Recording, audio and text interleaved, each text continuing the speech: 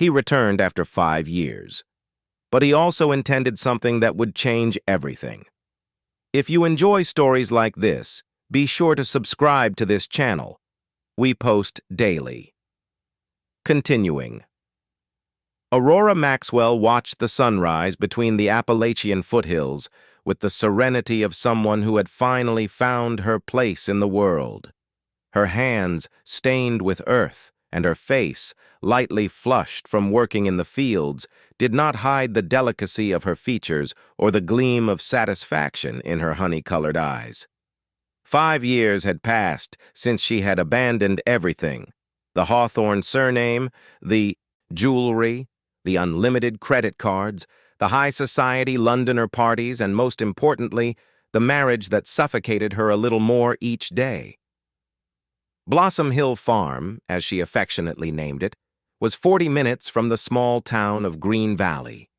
There, among colorful flower beds, whose blooms she sold to local florists, Aurora had rebuilt her identity. At 35, she felt more alive cultivating hydrangeas and sunflowers than she ever had in the marble halls of the Hawthorne mansion. Breakfast on the veranda became her sacred ritual. On that April morning, with the mist still embracing the mountains, Aurora savored her homemade bread with strawberry jam she had prepared herself when she heard the unmistakable sound of tires on the dirt road leading to her property. Visitors were rare, especially at that hour. She placed her cup on the rustic table and instinctively adjusted her brown hair, now shorter and natural, without the blonde highlights Edward always insisted she keep. The engine noise ceased, and for a few moments, only the birdsong filled the air. Then came the sound of footsteps, firm, determined, all too familiar. Before she even saw him, Aurora felt her heart race. A visceral reaction her body refused to forget, even after so long. When the male silhouette rounded the stone path between the lavender beds, she had to grip the veranda railing to keep from losing her balance. Edward Hawthorne, former president of the largest British pharmaceutical conglomerate, stood before her wooden gate. The 42-year-old man still maintained the impeccable posture and penetrating gaze that had once captivated her, but there was something different. The deep, dark circles, the paleness on his always tanned face, his body visibly thinner beneath the impeccably tailored Italian suit. "Aurora," he said simply, and that deep voice brought back a flood of memories she had fought to bury. "What are you doing here, Edward?"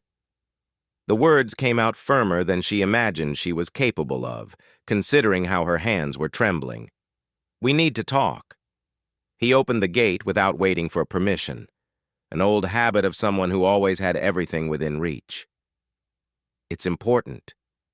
Important to whom? Aurora crossed her arms, keeping her distance. "We have nothing left to talk about. Our divorce was finalized 4.5 years ago." Edward climbed the veranda steps, and for the first time, Aurora noticed how tired he looked.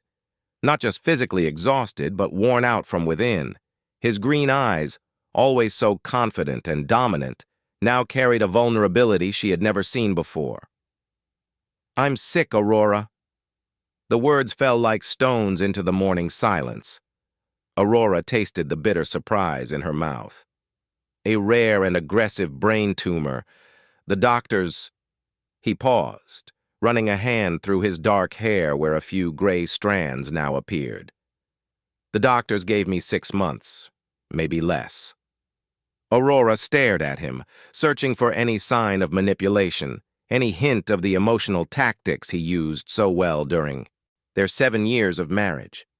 But what she found was only raw pain and resignation. "I'm sorry," she finally said, her voice softer but still cautious. "But why did you come looking for me after so long?" "Because in all these years, in all the achievements, in all the losses, you were the only real person in my life." Edward took a step towards her. "The only woman I truly loved." Aurora felt her blood run cold. Words that once would have meant everything now sounded like a cracked bell, beautiful but imperfect. Edward, if you came seeking forgiveness or comfort, you chose the wrong place. What we had is over. I've moved on. I didn't come to ask for forgiveness, he replied, surprising her. I came because I need 3 days. 3 days? 3 days of your life. To talk. For me to look into your eyes one last time, to explain things I never had the courage to say. You had 7 years to say whatever you wanted. And I wasted every one of them. The sincerity in his voice disarmed her momentarily. Before I leave, I want at least one chance to show you who I really am. Without the masks, without my family's expectations, without the weight of the Hawthorne Empire. Just me. Aurora observed the man in front of her. The man who had once sworn to love her in sickness and in health, in wealth and in poverty. The man who had made her feel like the most special woman in the world in the early years, only to later turn her into a decorative trophy in the living room. The man who had cheated on her with his assistant, who had humiliated her at business dinners, who had made her doubt her own sanity when she questioned his behavior. And yet, something in his eyes prevented her from simply sending him away. 3 days, she finally said. You can stay in the guest house behind the farm. After that, I want you to leave and not come back. The relief on his face was genuine. Thank you. The guest house was simple. A bedroom, a bathroom, and a small living room with a kitchenette. Nothing compared to the luxury hotels Edward frequented on his business trips. But he didn't complain. On the contrary, he seemed almost grateful for the simplicity. The first 2 days were strange. Formal conversations during breakfast, prolonged silences while Aurora worked in her flower beds and Edward watched her from afar. At night, silent dinners on the veranda with the sound of crickets as a soundtrack. It was only on the afternoon of the 3rd day, as they walked around the property, that the barriers began to fall. Remember that trip to the Cornwall coast? Edward asked, as he watched Aurora pick some blue hydrangeas. How could I forget? It was the first time you really paid attention to me after the 1st year of marriage. She didn't hide, the bitterness in her voice. It was the first time I realized I was losing you, he confessed. That night at the inn, when you cried yourself to sleep, I stayed awake, staring at the ceiling, wondering when I had become the villain in your story. Aurora stopped picking flowers and looked at him. And did you come to any conclusion? Yes, that I was becoming my father. The pain in his eyes was palpable. The same man I despised for treating my mother like a decorative object, who changed lovers like he changed ties, who measured the value of everything by its price. I swore I would be different. And in the end, you surpassed the master, Aurora finished, but without her usual acidity. There was only a sad realization in her voice. The sun began to set, painting the sky with shades of orange and pink. They sat on a rustic bench by the edge of the small lake on the property, watching the reflection of the clouds in the water. When I found out about the illness, Edward continued, the first thing I thought about wasn't business, money, or even my family. It was you. How I destroyed the only truly precious thing I ever had. Aurora felt a lump in her throat. Part of her wanted to believe, wanted to accept those words as true. Another part, the one that had painfully learned to protect herself, kept her defenses up. Why did we never have children, Edward? The question escaped before she could contain it, an old pain that had never been completely healed. He looked away, fixing his gaze on the tranquil waters of the lake. Because I was afraid. Afraid of what? Of becoming a father without knowing how to be one. Of repeating the mistakes I suffered. Of seeing in my child's eyes the same contempt I felt for my parents. Edward took a deep breath. And because deep down, I knew that a child would connect us forever, and I didn't deserve that connection with you." The silence that followed was filled by the croaking of frogs beginning their nightly symphony. The first stars appeared in the sky as they returned to the main house. The tension between them had transformed into something different. No longer anger or resentment, but a kind of shared melancholy for everything that could have been and wasn't. Aurora prepared a simple dinner, mushroom risotto, his favorite dish. They ate by candlelight, not out of romance, but because the farm's generator sometimes failed at night. They shared a bottle of wine, and for the first time in 5 years, laughed together, recalling moments from the beginning of their relationship. "You were so nervous at that first dinner with my parents that you spilled red wine on my mother's Persian rug." Edward smiled as he remembered. "And you said it was you. You took the blame right away," Aurora completed, surprised to remember this positive detail amidst so many painful memories. "Because I already loved you. From the very first moment." The confession hung between them like an unfulfilled promise. After dinner, they sat on the veranda. The night was cool, and Edward placed his jacket over Aurora's shoulders, an automatic gesture of care that caught her off guard. His fingers brushed her skin, and the contact sent an electric current through her body. Their gazes met, and for a moment, time seemed to suspend. It was his hands that sought hers first, intertwining their fingers as if trying to reconnect, something broken. The kiss came naturally afterward, hesitant at first, like a request for permission, then more intense, laden with longing, desire, and a deep sadness for what they were about to lose again. Aurora knew she should stop, that she was opening the doors to a pain that had taken years to overcome. But at that moment, under the starry sky of the Appalachian foothills, with the man who had once promised to love her forever about to leave forever, she allowed herself one last act of folly. They made love as never before, without social constraints, without expectations, without the roles they used to play. Just two people rediscovering each other, memorizing every curve, every sigh, every heartbeat. It was a farewell, they both knew, but it was also a form of forgiveness that words could never express. The next morning, Edward left as promised. There were no tears or impossible promises, just a long hug and a whispered thank you against her hair. Aurora returned to her routine, convinced that the Edward Hawthorne chapter was definitively closed in her life. Until 3 weeks later, the morning sickness began. The pregnancy test, bought at the small town's pharmacy where everyone knew everyone, showed 2 pink lines that changed everything again. Pregnant. At 35. With a man who would be dead before the baby was even born. The news hit her like a speeding train. Sitting on the cold bathroom floor, Aurora oscillated between shock, fear, and a strange sense of fullness. A life was growing inside her, a life created on a night of reconciliation and farewell.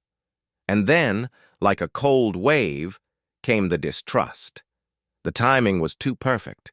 The surprise visit, the revelation of the illness, the 3 days, the night of love. Everything seemed to fit together like pieces of a meticulously planned puzzle. Had Edward come to her with the deliberate intention of leaving a legacy, of ensuring that a part of him would continue in the world even after his departure? The idea grew like a poisonous seed, tainting the beauty of the newly discovered pregnancy. Aurora remembered how strategic he had always been, how he planned every business move with surgical precision, how he manipulated situations to get the results he desired. Had she merely been another piece on his chessboard? Feeling deceived, used, and emotionally violated, Aurora picked up the phone. Rage boiled in her blood as she dialed the number she had never deleted. Edward answered on the 3rd ring. "I need to talk to you," she said, her voice trembling with fury. "Now."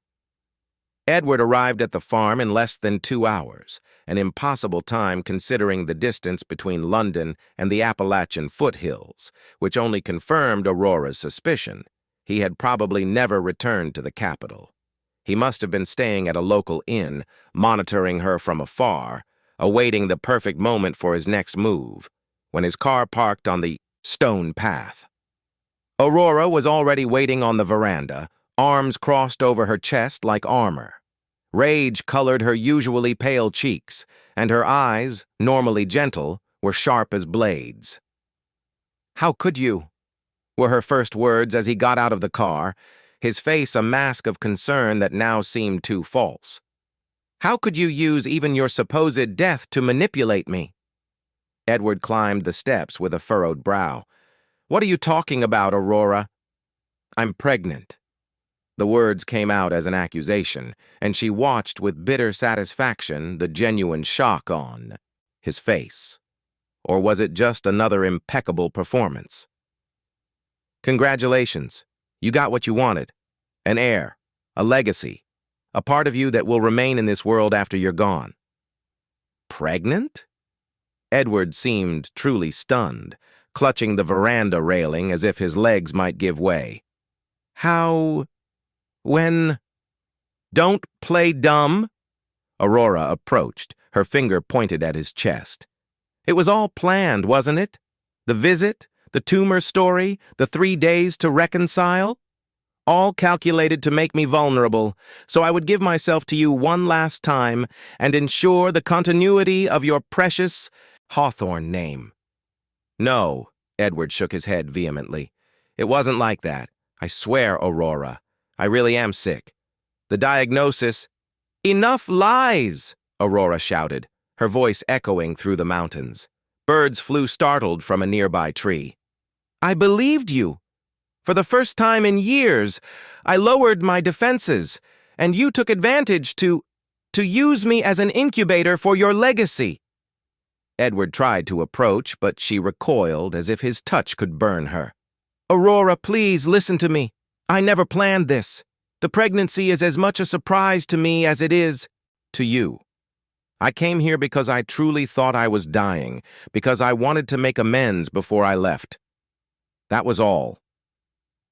"Even if that's true," Aurora said, her voice now dangerously low, "what does it change?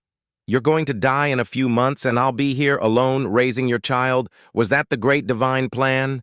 Your last piece on the chessboard?" The silence that followed was heavy, laden with unspoken accusations and resurrected old pains.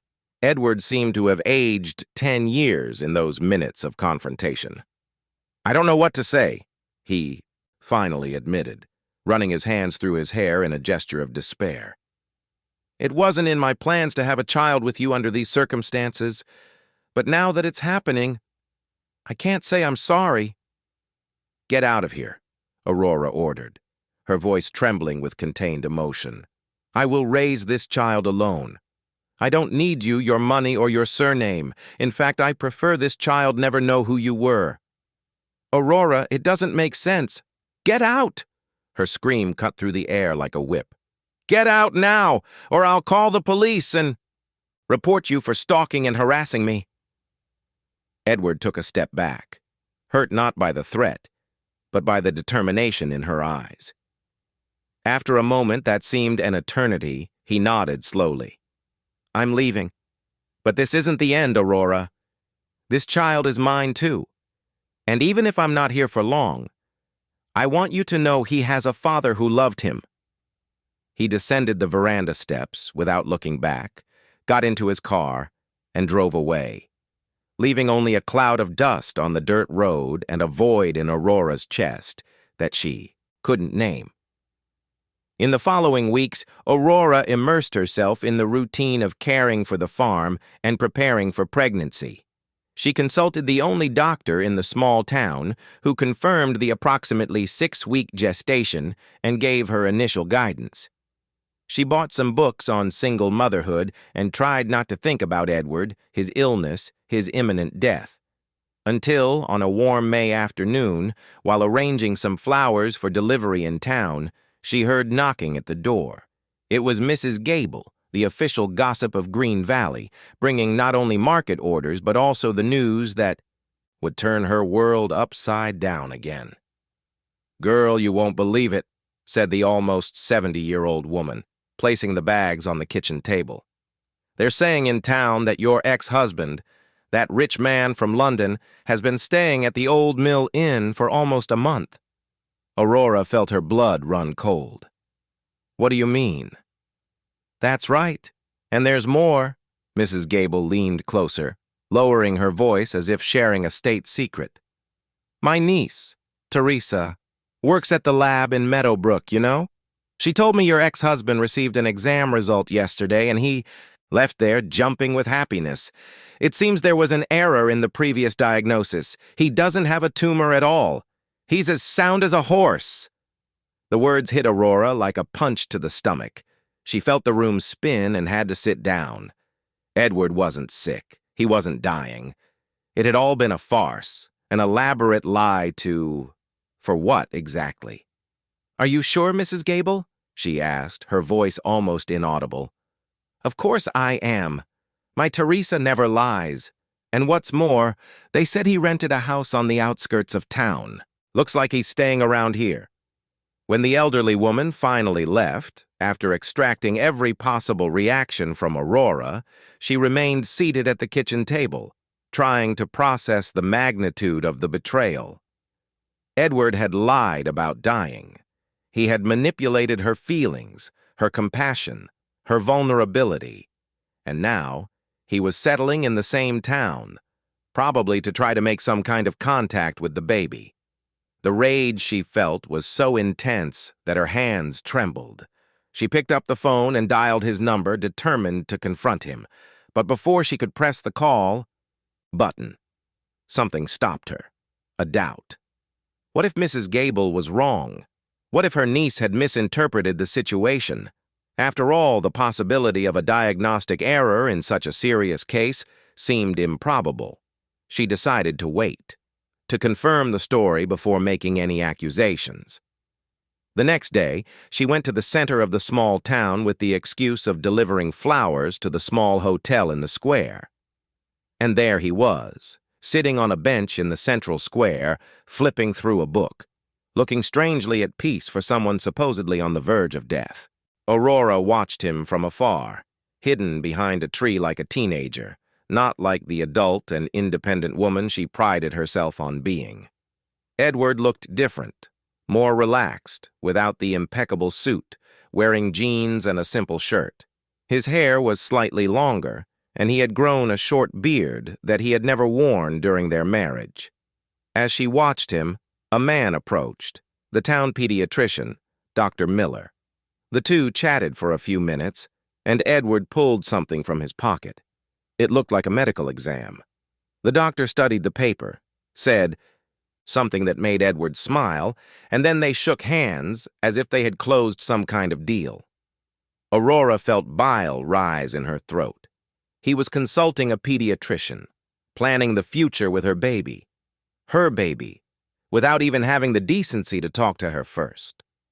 She was about to step out of her hiding place and confront him when she saw Dr. Miller hand Edward a card. He thanked him, put it in his pocket, and walked away in the direction of the inn. Aurora waited a few minutes before approaching the doctor, feigning a casual encounter. "Dr. Miller, what a surprise to see you here." "Aurora, how are you? I heard you're pregnant. Congratulations." The doctor smiled genuinely. "I was just talking about it with your ex-husband." "Ex-husband?" She feigned surprise. "Edward is in town?" "Yes, I just met him. He came to me to ask about pediatricians in Meadowbrook. It seems he's moving to the area." He mentioned his illness?" Aurora asked, trying to keep her voice steady. The doctor frowned, confused. "Illness? He seemed quite healthy to me. In fact, he showed me a complete neurological exam he just had. All normal." Aurora felt the world crumble beneath her feet. It wasn't a rumor. It wasn't a misunderstanding. Edward had really lied about dying. He had used the cruelest of emotional manipulations to get close to her again. She thanked the doctor with a forced smile and walked quickly to her car. The tears she had promised never to shed for Edward Hawthorne again streamed freely down her face as she drove towards the inn where he was staying. She found him in the restaurant, eating lunch alone. Without caring about the other guests, she walked directly to his table and threw the positive pregnancy test onto his plate. "Congratulations. You're not dying," she said with a voice full of contempt. "And congratulations on the show, the theatrics, the manipulation. You got what you wanted, didn't you? A child to carry on your legacy." Edward stood up immediately, his face pale with shock. "Aurora, I can explain." "Explain what? That you invented a terminal illness to arouse my compassion? That you planned every detail to make me drop my guard? That you—" Her voice failed, betrayed by emotion. "That you used me in the worst possible way? It's not what you're thinking," he tried to say, ignoring the curious glances of the other customers. "I really did receive a diagnosis of a brain tumor. The first exams—" "Enough lies," Aurora interrupted him. "I spoke with Dr. Miller. He told me about your perfect neurological exam, about your plans to move to the area." Edward ran a hand over his face, visibly shaken. "There was an error in the original diagnosis, Aurora. I found out a few days ago. It was an immense relief, but it also put me in an impossible position." "Impossible position?" She laughed humorlessly. "The only impossible position is mine. Pregnant with a man who lied about dying to manipulate my feelings." "I didn't lie," Edward insisted, trying to hold her hand, which Aurora sharply pulled away. "When I came to you, I truly believed I had only a few months to live. The new diagnosis was a surprise to me, too." Aurora shook her head, incredulous. "And what was your first reaction when you found out you weren't going to die? To call me and tell me the truth? No. It was to find a pediatrician and rent a house nearby without even consulting me." "I was going to tell you," he said, his voice low. "I was trying to find the right moment, the right words. There's no right moment to tell someone you're not dying, Edward. It's the kind of news you give immediately." Aurora took a deep breath, trying to control the rage that threatened to consume her. "I don't want you in my life or in my child's life. Do you understand? Stay away from us." She turned to leave, but he held her arm, not with force, but with palpable urgency. "Aurora, please, this child is mine too. Don't push me away. From him before he's even born." For the first time, Aurora saw true desperation in Edward's eyes. Not the calculated desperation of a manipulator, but the genuine fear of a man about to lose something precious. "You lost that right when you decided to use your illness to get close to me," she replied, though with less firmness than she intended. "How can I trust you now? How can I believe anything that comes from you?" "I understand your anger," Edward said, releasing her arm. "And I deserve every ounce of it, but please don't make definitive decisions now. Think about the baby. He deserves to know his father." "A father who starts the relationship with a lie of that caliber?" Aurora questioned, her hand instinctively on her still flat belly. "I don't know what kind of example that would be." She left the restaurant feeling exhausted and betrayed, as if she had lived a decade in just a few weeks. On the way home, she pulled the car over to the side of the road and cried, for the broken trust, for the lost innocence, for the uncertain future that now lay before her and her child. In the weeks that followed, Aurora retreated to her property, refusing to answer calls or receive visitors. She focused entirely on her pregnancy and caring for the farm, determined to move forward without Edward in her life. She began attending prenatal appointments in Meadowbrook, a larger and more distant town, to avoid encountering him in Green Valley. Until, on a rainy morning, as she went out to tend her flowers, she found a carefully wrapped package on the veranda. There was no card or note. Inside, a handcrafted wooden crib, hand-carved with small flowers intricately detailed. Hydrangeas, her favorites. Aurora knew exactly who had left it there. The silent message was clear. I'm here, even if you don't want me. The next day, it was a book of poetry she had mentioned loving during the 3 days they spent together. A rare edition, which she found on the market table when she went shopping. Later, a warm loaf of bread left at her door every morning, the kind she used to eat when she lived in the Hawthorne mansion.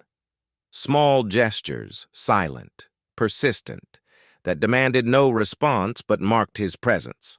At one of her prenatal appointments upon entering the waiting room, Aurora saw him, sitting discreetly in the back, flipping through a parenting magazine. He didn't try to approach, only nodded respectfully when their gazes met. After her appointment, he was no longer there. The same scene repeated itself at subsequent appointments.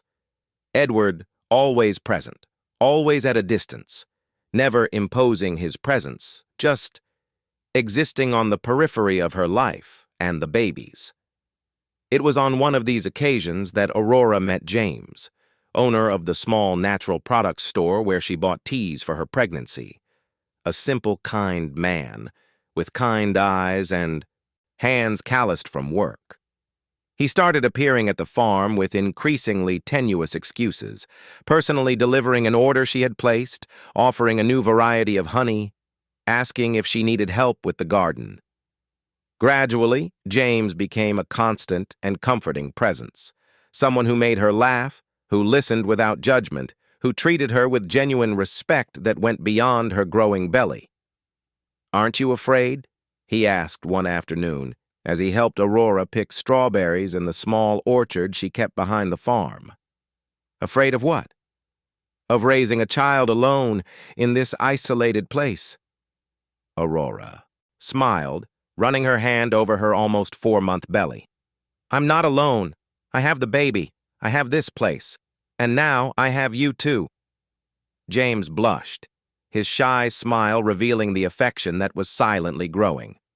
And for a moment, Aurora allowed herself to glimpse a different future, one in which she, her child, and this gentle man formed a simple, honest family without the ghosts of the past to haunt them. But the past was not willing to stay buried. On a September afternoon, as Aurora returned from the market, she found an unfamiliar car parked in front of her farm. An immaculate black Mercedes-Benz with a uniformed driver waiting patiently outside. Her heart raced with a bad premonition. Upon entering the house, she found the last person she expected to see sitting comfortably in her living room, as if the space belonged to her. Helen Hawthorne, the matriarch of the pharmaceutical empire, her former mother-in-law, and one of the most powerful women in the UK, stared at her with the same cold, calculating expression Aurora knew so well, the same green eyes as Edward, but with no trace of warmth or humanity.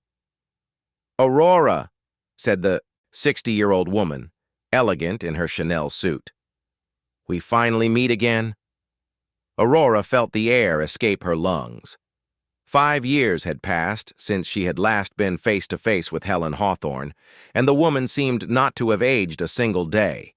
The same severe bun, the same impeccable posture, the same look of superiority that had always made her feel inadequate. "How did you get into my house?" Aurora asked, instinctively placing her hand on her belly in a protective gesture. "Your gate was open," Helen replied, though both knew it was a lie. "We need to discuss the delicate situation we find ourselves in."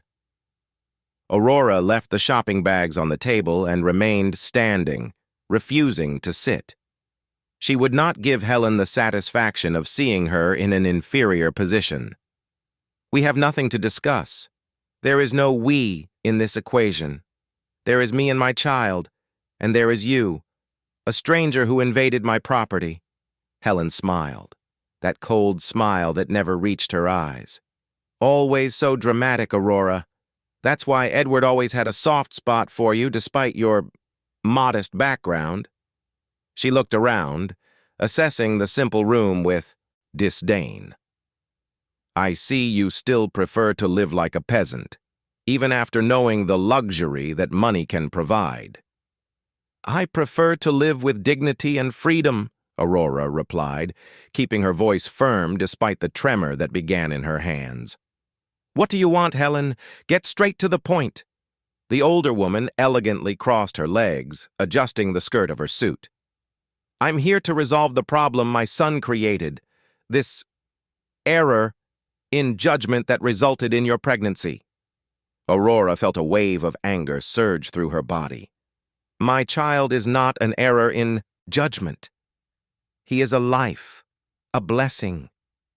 Please." Helen waved her hand, as if shooing an annoying fly. "Spare me the maternal speech. I've come to offer a practical solution for all of us. A generous financial agreement that will secure the child's future, without the need to publicly involve the Hawthorne family name."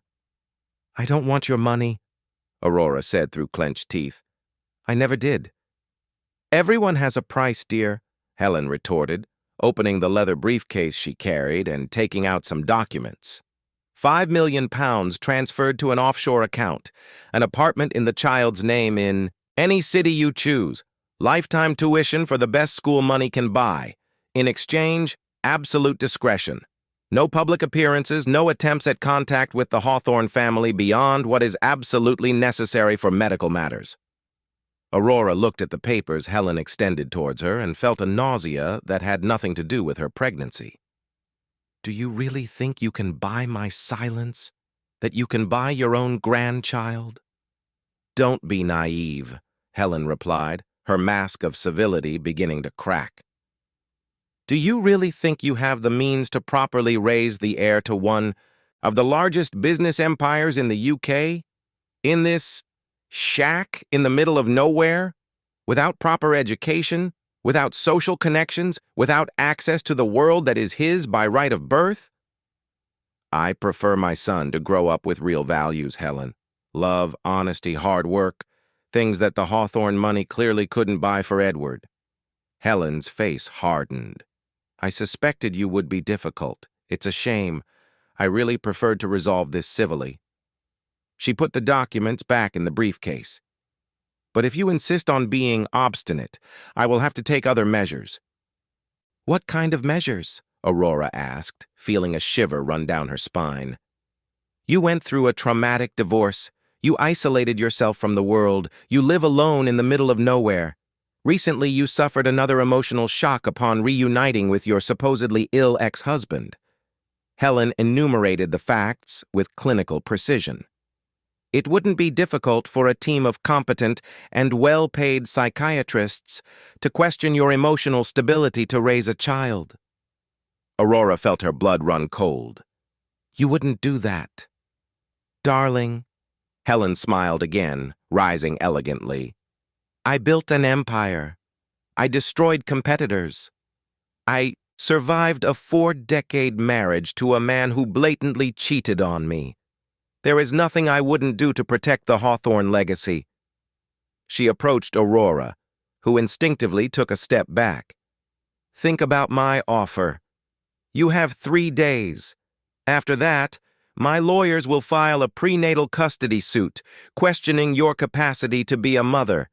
And believe me, I have the resources to drag this through the courts until the day you have no more energy or money to fight." With those words, Helen walked to the door, leaving behind only the expensive perfume and the palpable threat that hung in the air like a toxic cloud. Aurora remained motionless for long minutes after hearing the car leave. Her legs finally gave way, and she sat on the sofa, trembling. As much as she wanted to believe they were just empty threats, she knew Helen Hawthorne's power and determination too well. The woman had contacts at all levels of British society: politicians, judges, doctors. If she decided to destroy her, she would find the means. Her cell phone rang, pulling her out of her trance of dread. It was James, asking if she would like to have dinner with him that night.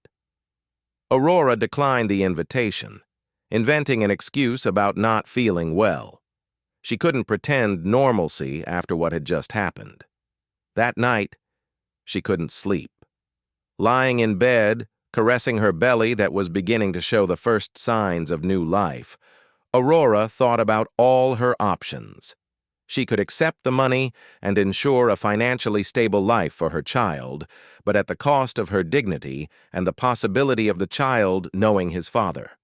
She could fight in court, but she knew the chances against the Hawthorne power were minimal. Or she could flee, sell the farm, change her identity, start a new life in another county, perhaps even another country. None of the alternatives seemed fair to the innocent child growing in her womb. The next morning, still without answers, Aurora went out to tend her flowers, the only ritual that still brought her some peace. That's when she saw a familiar car parking by the gate. It wasn't Helen's imposing Mercedes, but Edward's sports Audi. He got out of the vehicle with an expression she had never seen before, a mixture of fury and determination that completely transformed his usually controlled face. Without asking permission, he walked up to her, holding an envelope. "Did you know about this?" he asked, his voice trembling with anger. Aurora looked at the envelope. "What are you talking about?" "This." Edward opened the envelope and held out a document with the letterhead of the law firm that had represented the Hawthorne family for decades. A petition for prenatal custody alleging emotional instability of the mother. Signed by Helen Hawthorne, my mother, without my knowledge or consent. Aurora felt the world spin around her. So Helen wasn't bluffing. She had already started the legal process to try to take her child from her. "She came here yesterday," Aurora said, her voice almost inaudible. "She offered me money to keep my distance from the Hawthorne family. When I refused, she threatened to do exactly this." Edward closed his eyes for a moment as if trying to control an inner storm. When he opened them again, there was a clarity and determination in them that Aurora had never seen before. "This ends today," he said simply. "What?" "The control my mother has over my life, the manipulations, the empire built at the cost of destroyed relationships." Edward crumpled the document in his hands. "Come with me." "Where to?" "To London, to put an end to this once and for all." Aurora hesitated. "I can't just go with you. After everything that happened, how can I trust you?" Edward looked into her eyes with a sincerity that disarmed her. "I'm not asking you to trust me. I'm asking you to give me a chance to protect our child from the same toxic childhood I had. If after that you still want me to stay away, I will respect your decision." Something in his voice, in his posture, in his gaze, made Aurora nod slowly. "I'll get my bag." The trip to London was made in tense silence.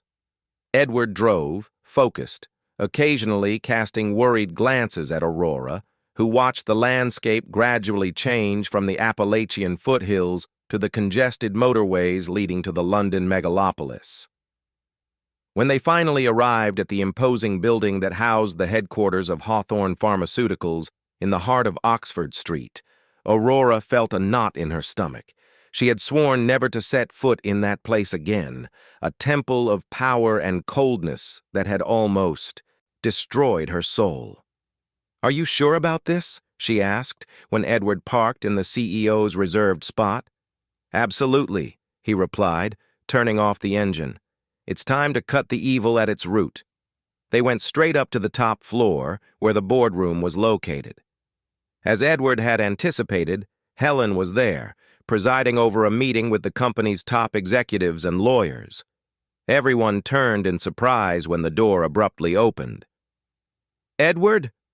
Helen stood up, the shock on her face quickly replaced by an expression of displeasure upon seeing Aurora beside him. "What is the meaning of this?"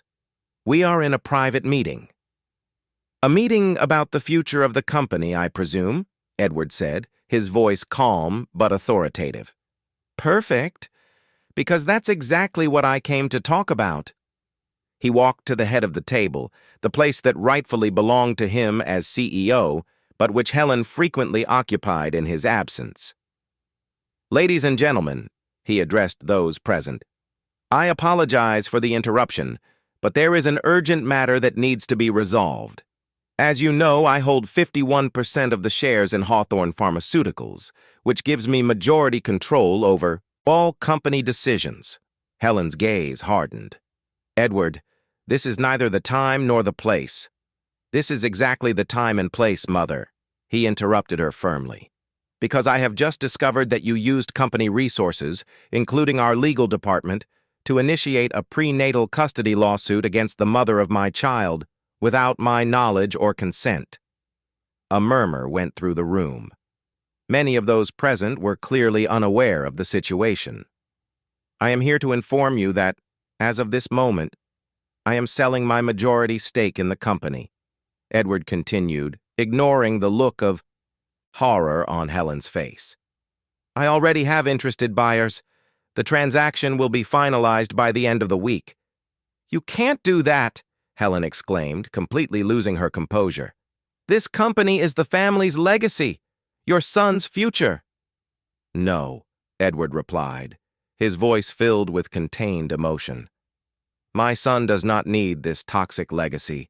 He does not need to grow up in an environment where power and money are more important than love and honesty, where manipulation is confused with strategy and cruelty with strength. He turned to the other executives. The meeting is adjourned. My lawyers will contact each of you in the coming days to discuss the transition. One by one, the executives left, leaving only Edward, Aurora, and Helen in the room. You are making the biggest mistake of your life, Helen said, as soon as the door closed behind the last executive. Throwing away generations of hard work because of her? She pointed at Aurora with contempt. A nobody who is only interested in your money? She refused £5 million and an apartment, Edward replied, catching Aurora by surprise.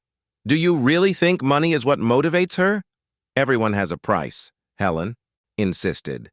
Some are just more patient than others.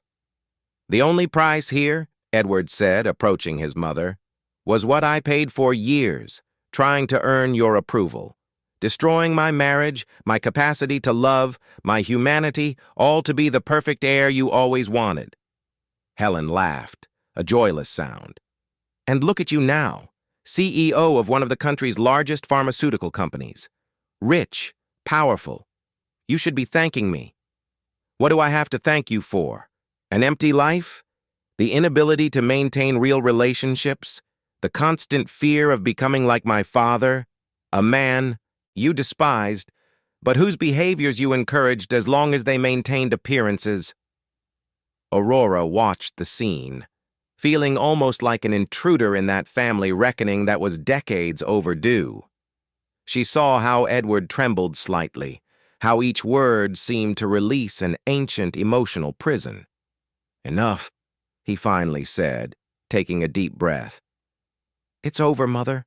The control you have over me, over this company, over everything, it's finished. The lawsuit against Aurora will be withdrawn immediately. You will stay away from my child, and I will finally be free to be the man, the father I want to be, not what you tried to mold.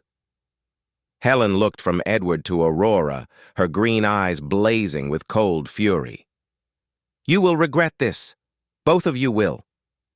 The only thing I regret, Edward replied, is not having done this years ago, when Aurora asked me to choose between the Hawthorne Empire and our marriage. Perhaps we would have avoided years of pain. He turned to Aurora and held out his hand. Let's get out of here. Aurora hesitated for a moment before accepting his outstretched hand. Together, they left the boardroom, leaving Helen Hawthorne alone with her rage and her crumbling empire. In the elevator, Aurora finally found her voice. Are you really going to sell your shares? Edward nodded. I had been considering it for some time. The wrong diagnosis of the illness made me realize how unhappy I was, how my entire life was dedicated to something that didn't fulfill me. He smiled slightly. Funny how the prospect of death makes us see what truly matters. And what truly matters to you? Aurora asked, genuinely curious. A chance to start over, he replied, looking into her eyes. To be the man I always wanted to be, but never had the courage. To be a present father to our child, and perhaps one day earn your forgiveness. When they left the building, Aurora felt as if an enormous weight had been lifted from her shoulders. She didn't completely trust Edward. The wound of the lie about his illness was still open. But for the first time, she glimpsed the possibility of a future in which they could, at the very least, raise their child in peace. In the weeks that followed, Edward fulfilled each of his promises. He sold his majority stake in Hawthorne Pharmaceuticals to a group of Swiss investors, retaining only a small percentage of shares. The prenatal custody lawsuit was withdrawn, and Helen disappeared from their lives, at least temporarily. With part of the sale money, Edward bought a small farm on the outskirts of Green Valley, just 10 minutes from Aurora's farm. Not an ostentatious mansion or a luxurious country house, but a simple property with plenty of green space and a stream cutting through the land. "I'm not trying to impose myself on your life," he explained to Aurora when he invited her to see the property. "I just want to be close enough to be a part of our son's life. On your terms." Aurora didn't answer immediately. She needed time to process all the changes, all the revelations. Edward respected her silence and her space, remaining present without being intrusive. It was during this period that he truly began to transform. He let his beard grow out completely, not the carefully unkempt look of high society, but an honest beard that gradually became flecked with gray. He swapped Italian suits for jeans and simple shirts. He learned to cook, to cultivate a small garden, to wake up with the sunrise instead of with the phone ringing to announce the first meeting of the day. The first time Aurora invited him to a prenatal appointment, the genuine smile on his face was worth more than any expensive gift he had ever given her during their marriage. He listened attentively to every word from the doctor, asked pertinent questions, held Aurora's hand when they saw the baby on the ultrasound, and discovered they would have a boy. "Arthur," he suggested when they discussed names on the way back. "It means bear, strong, noble. What do you think?" "Arthur," Aurora repeated, feeling the name on her tongue. "With an H, like the king of legend." "King of his own destiny," Edward agreed, "free to choose his own path without the weight of an imposed legacy." It was at that moment that Aurora realized something had truly changed in Edward. It wasn't just the external appearance, but something deeper, more fundamental. As her belly grew, so did Edward's presence in her life, not through grand gestures or expensive gifts, but in the constancy of small daily actions. The baby's room he painted himself, the crib he assembled with his own hands after watching YouTube tutorials. The diary he began writing for his son, recording thoughts, hopes, and lessons he had learned the hard way. On a particularly warm December afternoon, when Aurora was 7 months pregnant, James appeared at her farm. He had kept his distance since he noticed the rapprochement between her and Edward, but his eyes still carried the glimmer of unrequited feelings. "I came to say goodbye," he said simply. "I received an offer to open a branch of the natural products store in Stratford-upon-Avon. I think I need a new beginning." Aurora felt a pang of sadness. James had been a safe harbor during her most difficult moments, and part of her would always be grateful for his friendship. "I'll miss you," she said sincerely. "Me too," he smiled without bitterness. "But we both know your heart was never completely mine." He looked around at the signs of Edward's growing presence on the property, tools on the porch, a jacket forgotten on the rocking chair, parenting books on the coffee table. Has he really changed? "He's changing," Aurora corrected. "It's a process for both of us." James nodded, understanding. "Be happy, Aurora. You deserve it." After his departure, Aurora realized that she was ready to take another step in rebuilding her relationship with Edward, not a return to the past, but the beginning of something new, built on more solid foundations. That night, she invited him to dinner at her house. He arrived bringing a bottle of natural juice instead of wine, and they talked for hours, not about the painful past, but about the future, about their hopes for Arthur, about the dreams they had abandoned and could now revisit. The rapprochement continued in the following days. A walk around the property, lunch in the small town, hands that occasionally touched and no longer quickly pulled away, gazes that lasted a little longer than necessary, until, on a January night, as they watched the sunset on Edward's porch, the storm arrived. Not just the violent rain that descended from the mountains, but the emotional storm Aurora had been holding back for months. "I'm scared," she confessed, as thunder echoed in the distance. "Not of motherhood, not of the future. I'm scared of us, of trusting again, of getting hurt again." Edward held her hand gently. "I'm scared, too. Scared of not being the father Arthur deserves, of repeating my parents' mistakes, of failing you both again. How can we know it will be different this time?" "We can't," he replied honestly. "There are no guarantees. Only the daily choice to try to be better, to build something real, one day at a time." Aurora nodded, letting a tear roll down her face. One day at a time. That's when she felt the first contraction, strong, intense, very different from the small discomfort she had been experiencing in recent weeks. Her face must have shown the pain because Edward immediately became alarmed. "What is it? The baby?" Before she could answer, another contraction hit her, followed by the unmistakable sound of water breaking. "It's too early," she murmured, panic growing in her voice. "There are almost 6 weeks left." Edward tried to remain calm, though his face revealed his own fear. "I'll take you to the hospital." But when they went out to the veranda, they saw what the storm had caused. The dirt road that connected the property to the town was completely flooded, transformed into a muddy river impossible to cross by car. "What are we going to do?" Aurora asked, holding her belly as another contraction made her double over in pain. Edward took a deep breath, his face suddenly taking on an expression of absolute determination. "Trust me." He picked up the phone and made a quick call. Then he helped Aurora sit comfortably, timing the contractions that came at increasingly shorter intervals. "What did you do?"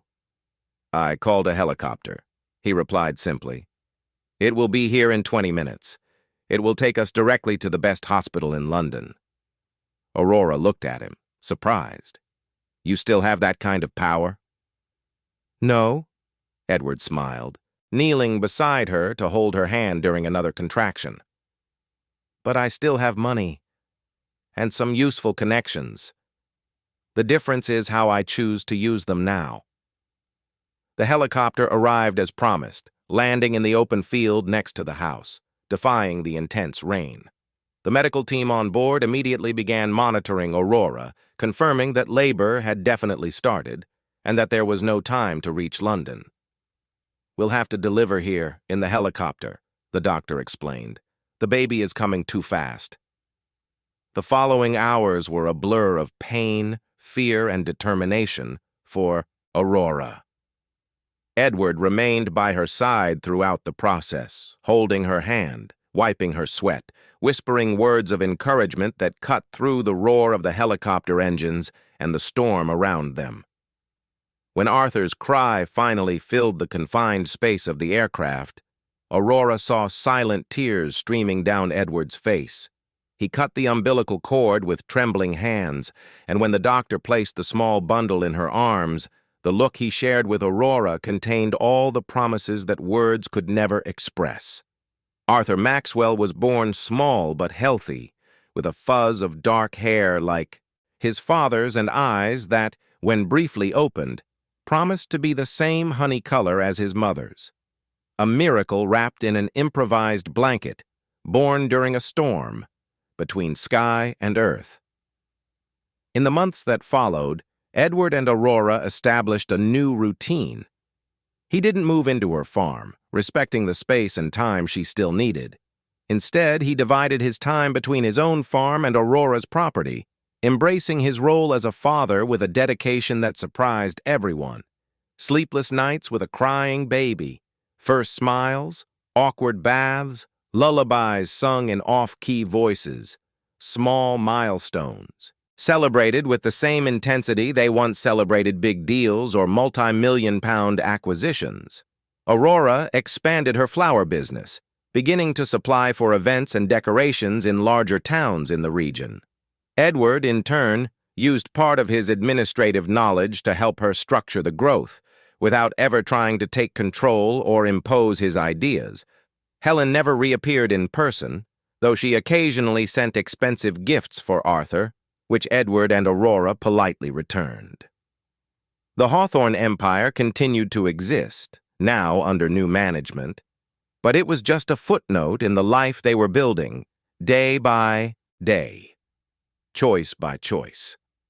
It was on a quiet Sunday afternoon when Arthur had just turned 6 months old that Edward and Aurora's transformation finally completed. Sitting side by side on the veranda swing, watching the sunset while the baby slept in his mother's lap, they didn't need grand words or dramatic declarations. Aurora simply rested her head on Edward's shoulder, a simple gesture that carried the weight of years of pain, forgiveness, and new beginnings. And she stayed there. There were no marriage proposals, rings, or eternal promises. They didn't need them. What they had built went beyond papers or ceremonies. It was a daily commitment to choose each other, to overcome together the challenges that life would certainly still bring. Little Arthur, asleep between them, was living proof that sometimes the greatest miracles are born from the most painful mistakes, that lies can eventually pave the way for deeper truths, and that love, true love, the one that survives storms, betrayals, and new beginnings, is not built in dramatic moments, but in the small choices of each day. Among the Appalachian foothills, where the air is purer and the stars shine with crystal clarity, Aurora and Edward finally found what they had always sought without knowing it. Not the perfection of a fairy tale, but the imperfect beauty of a real story, written not with ink on paper but with choices over time. A story without a determined end, open to new chapters, new challenges, new joys.